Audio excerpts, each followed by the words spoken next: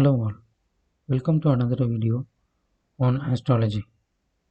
Today in this video, we will see about three planets, that is Jupiter, Saturn and Ketu, and how they are related to make a person much more devotional towards God, and also to some extent leading to asceticism, that is leading a sage life. So the three planets that we are going to discuss here are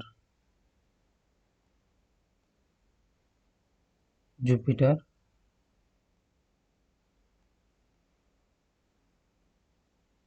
Saturn and Ketu. The combinations of these three planets, like how they relate to each other, the aspect between them, or the combination of conjunction of these planets, makes a person to be much more devoted towards God. Jupiter is a pure planet. Jupiter is a planet that purely indicates devotion.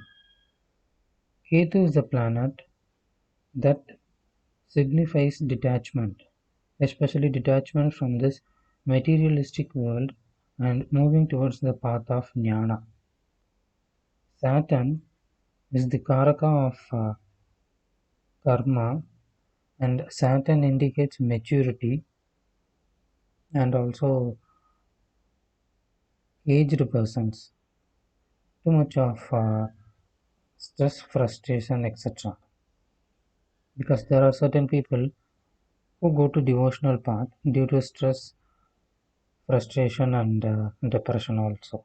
So the best example in today's world for an ascetic person who was much devoted towards God is the great Kanchi Mahaperiyar Chandrasekhara. So Mahaperiyar had the combination like this. So Kanchi Mahaperiyar was born in Simhalagna, that is Leo ascendant, and he had combination of Saturn and Ketu conjunct in second house aspected by Jupiter from the 10th house. I will place the entire horoscope of Mahaperiyar now. So Mahaperiyar was born in the year 1894, that is on May 20, 1894, in Viluppuram, Tamil Nadu, around 1:18 p.m. The Leo ascendant.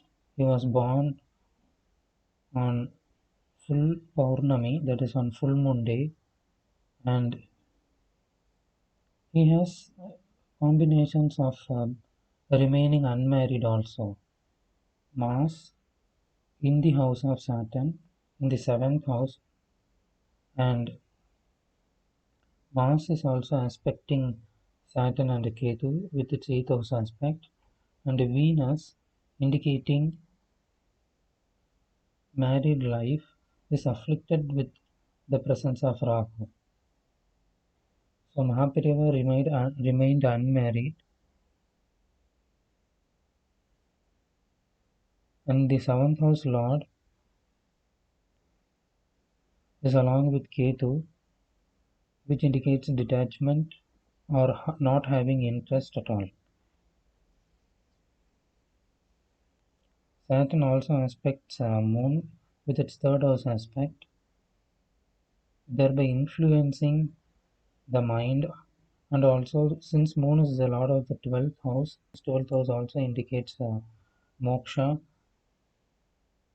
or enlightenment, and 10th house is the house of dignity, work, career, etc. And Jupiter in the 10th house makes him a pure saint doing service to God.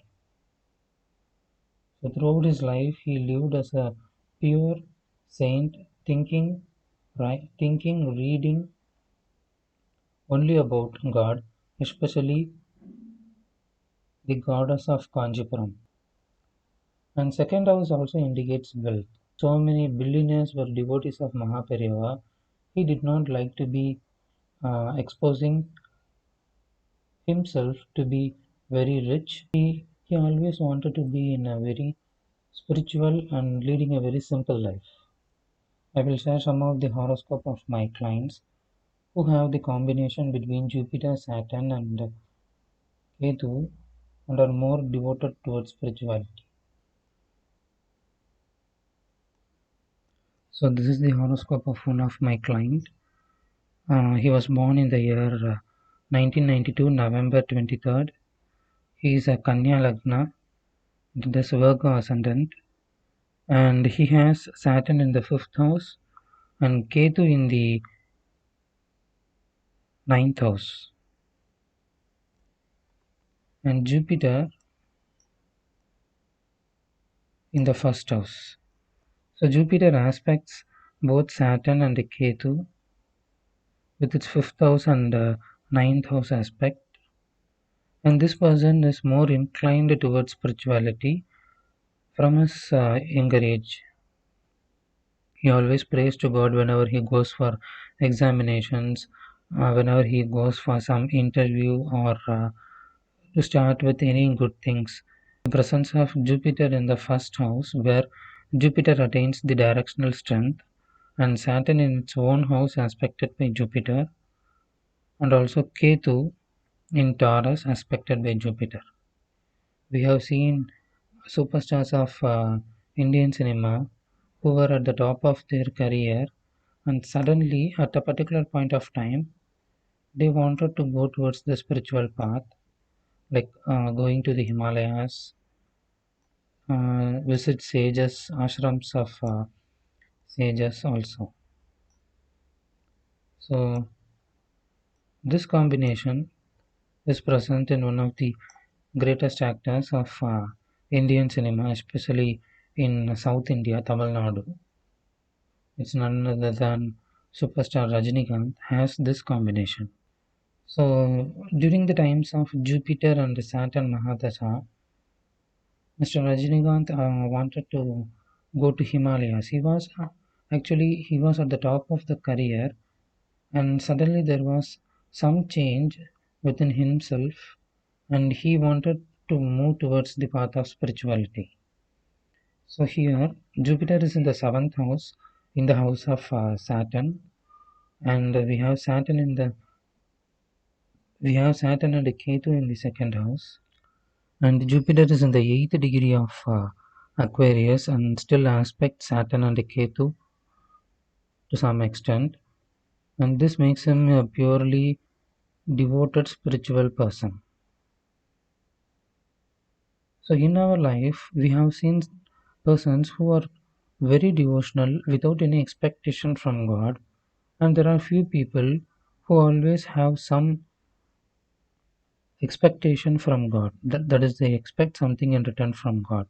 They always offer something to God, and they wanted God to do back something to them. So people those who have Jupiter dominance than Saturn have very pure devotional mind, and people those who have Saturn dominance over Jupiter are found to have expecting something back from God.